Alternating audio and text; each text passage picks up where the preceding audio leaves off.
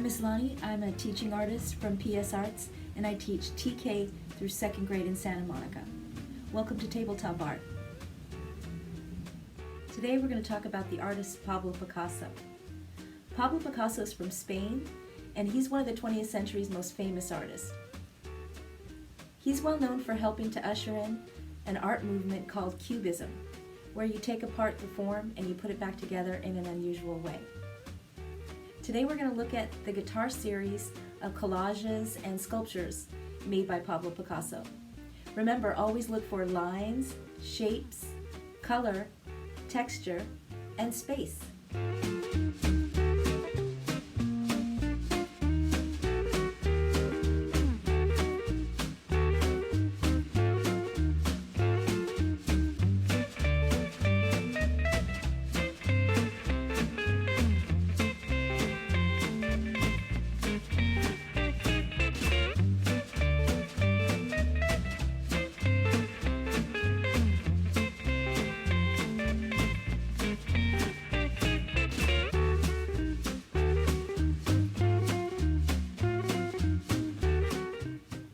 Let's look at the different parts of the guitar. There's the body, the sound hole, bridge, the neck, the head, tuning pegs, strings. There's also lines that go across the neck that are called fret bars. We're going to be using a glue stick, scissors, a variety of papers. I have some wallpaper samples as well as magazine papers and construction paper. You can use cardboard or really any kind of paper that you have around your house. So the first thing we're going to do is think about the shape of the body of the guitar.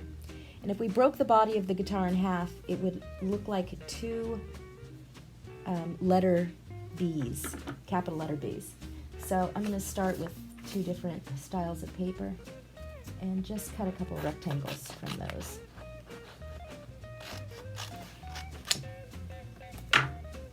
So I have my two rectangle shapes. Now I'm going to turn them over, and on the back I'm going to draw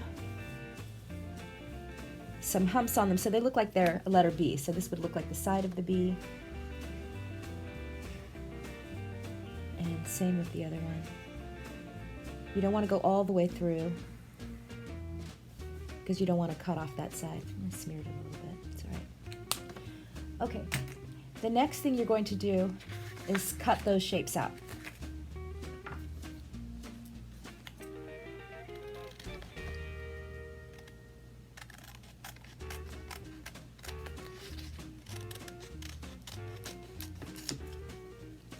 Save the scraps for later. You might want to use them for one of the other parts of your guitar.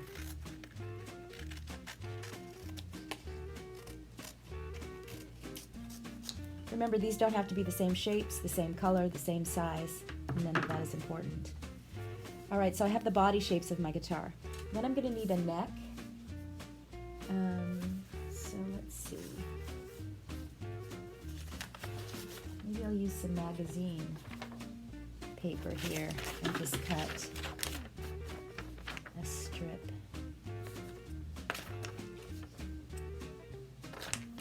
Just look where I like the shape.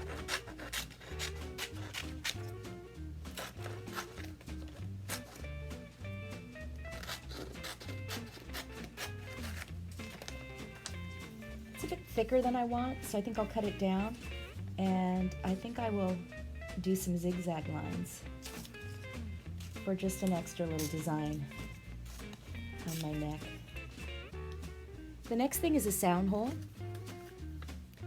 And the sound hole, to cut a circle, what I like to do is use a square. So a square is really good for cutting any basic shapes. If you cut a cross in the middle of the square, it becomes two rectangles. Diagonal line, it would be two triangles. And then to make a circle, what you're going to do is just start from the edge and just turn your paper around and around until you get to the other side. And then you not only have one circle, but you have two. You have the positive space circle and the negative space circle. So a couple other things we talked about were strings. Let's see. Maybe I could make some strings out of this as well. So I'm just going to find an edge to work with. And then I'm going to cut strings. Now, ukuleles and violins have 4 strings each. Guitars can have between 6 and 12 strings. So stringed instruments have a different number of strings. For the purpose of my collage today, I'm just going to do 3 strings to represent the strings. And remember, since this is cubism, you really can set it up however you want. So now I'm going to start gluing the papers down, and things I'll probably need later are fret bars, a head for the guitar, pegs perhaps for the head of the guitar.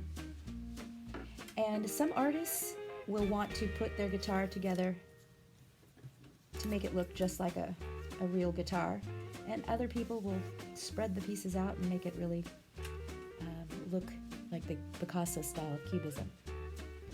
Alright, so I'm going to start by gluing my first piece down. I turn it over. I want to glue on the back side, so the color side is going to go up. When you glue, you don't have to have your glue stick up too high. It makes it messy and lumpy.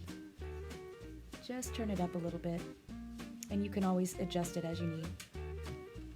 Go around the edges of your piece. You don't have to put too much on. And then just glue it down.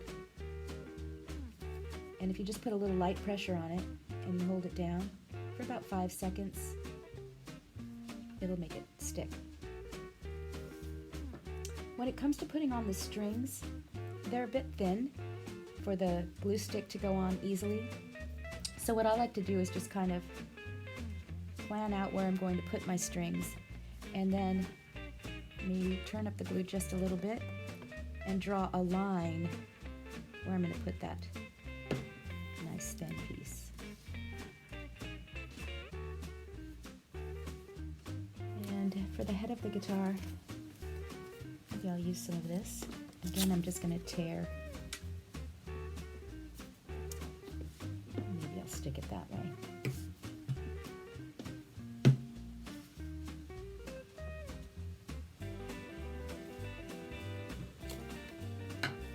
I'm going to cut some lines out for this part here, so I'm just going to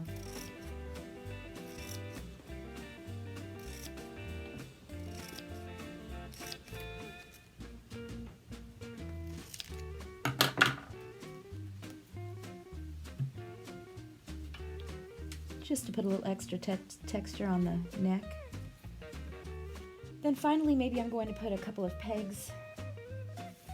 So I can find some paper and just rip it.